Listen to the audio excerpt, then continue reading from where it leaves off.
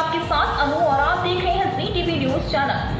आइए नजर डालते हैं आज की कुछ महत्वपूर्ण खबरों की ओर। Ahmedabad city international conference of human genetics और जैविक प्रौद्योगिकी की 48वीं वार्षिक बैठक की मेजबानी करेगा। Indian society of human genetics ISHG की 48वीं वार्षिक बैठक और मानव जेनेटिक्स और बायोटेक्नोलॉजी पर देश का सबसे बड़ा अंतर्राष्ट्रीय सम्मेलन 21 से 24 जनवरी तक AMA Ahmedabad management association Ahmedabad में आयोजित किया गया है। सम्मेलन का आयोजन foundation for research in genetics and endocrinology fridge द्वारा गुजरात बायोटेक्नोलॉजी रिसर्च सेंटर और Indian society of human genetics के सहयोग से किया गया है। इस सम्मेलन का विषय सभी का कल्याण और सभी बीमारी से मुक्त हो है। 21 जनवरी को इस सम्मेलन के उद्घाटन समारोह में गुजरात के मुख्यमंत्री भूपेंद्र पटेल मौजूद रहेंगे।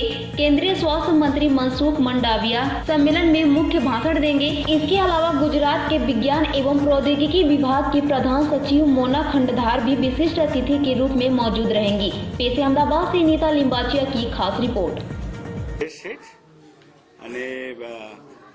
Founder and chairman of institute of human genetics गुजरातनी जेनेटिक्सની સૌપ્રથમ સંસ્થા 1996 માં અમે સ્થાપી છે અને લગભગ દર વર્ષે અમે આવા સેમિનાર કરીએ છીએ અવેરનેસ માટે અને 10 વર્ષે આવી મોટી કોન્ફરન્સ કરીએ છીએ।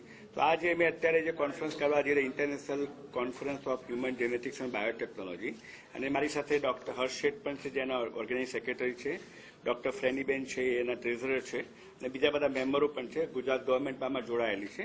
તો આ મુખ્ય ઉદ્દેશ શું છે કે આ નવી જે ટેકનોલોજી છે એ નવી ટેકનોલોજીની સાથે મેડિસિન સાથે ડોક્ટરો તો અવેર છે તો કોમેન્ટ મેનને હજી ખબર નથી, ઘણા બધા બિચારો ભટકાય કરે છે। તો અમે આ મુખ્ય થીમ એ છે કે ભાઈ આ ટેકનોલોજીનો ઉપયોગ કરી આપણે આવનારા રોગોને જે કેવી રીતે આપણા જે વારસાગત રોગો છે એને કેવી રીતે સમજી શકીએ અને કેવી રીતે અટકાવી શકીએ, કેવી રીતે સારવાર આપી શકીએ। આપે કદાચ દુર્લભ રોગોનું નામ સાંભળ્યું હશે।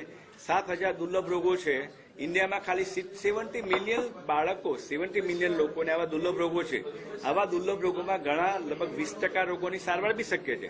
તો સારવાર કેવી રીતે અટકાવી, એ સારવારથી એને કેવી રીતે મટાડી શકાય છે અને કેવી રીતે અટકાવી શકાય છે। તો દુનિયામાંથી લગભગ 130 વૈજ્ઞાનિકો, અલગ અલગ શ્રેષ્ઠ વૈજ્ઞાનિકો આ દેશમાંથી ને અલગ અલગ કન્ટ્રીમાંથી 13 દેશોમાં ભાગ લે છે।